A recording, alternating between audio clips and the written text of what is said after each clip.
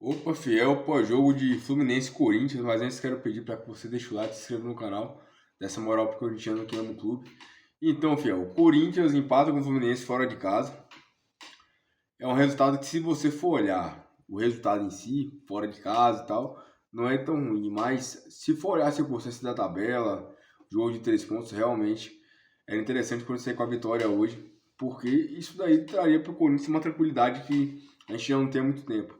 Se bem que a gente fica momentaneamente fora da zona de rebaixamento com esse resultado, mas temos menos jogos que a maioria dos times que estão aí embaixo e realmente é uma vantagem mínima, né? Bem mínima ali e não deixa ninguém tranquilo, né? Falar do jogo, o Corinthians jogando fora de casa, a gente vê que realmente tem mais dificuldade de jogar em casa, apesar de os resultados estarem vindo ruins, tanto em casa quanto fora de casa. Inclusive, nossa última derrota, se não me engano, a última vitória, no caso, se eu não me engano, foi contra o Bahia, que foi fora de casa, foi uma grande partida, inclusive.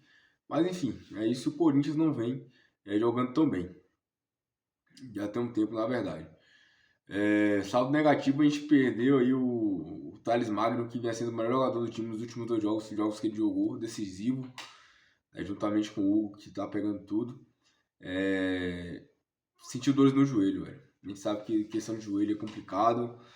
Mas assim, tem um adendo. Ele tá voltando agora a jogar, tava sem ritmo de jogo, já foi bem usado assim nesses últimos 3 jogos que ele estava apto a jogar pelo Corinthians.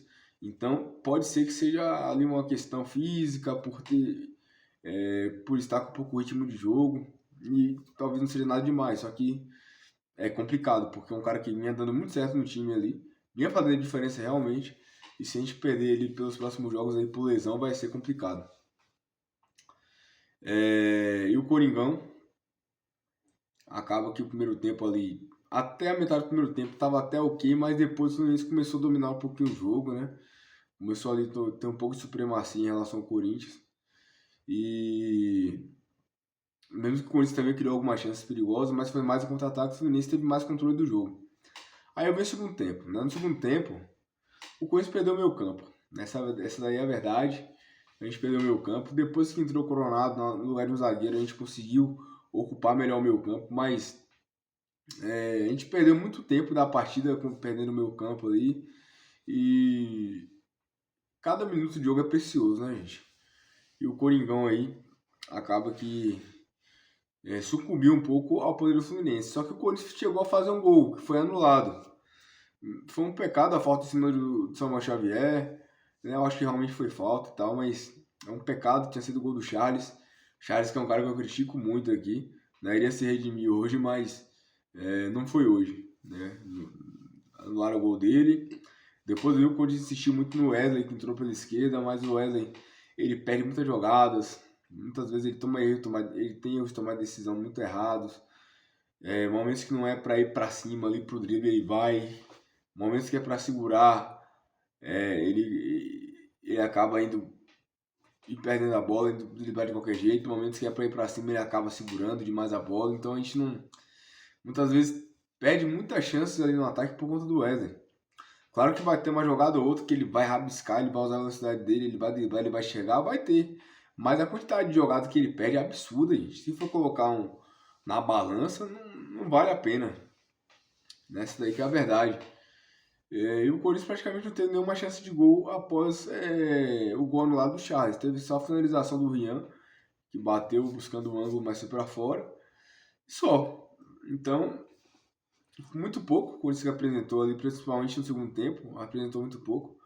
O Fluminense também é um time fraco, não trouxe grandes emoções aí para a defesa do Corinthians. Teve o Hugo que fez uma boa defesa, né, uma ou duas boas defesas, mas só isso também.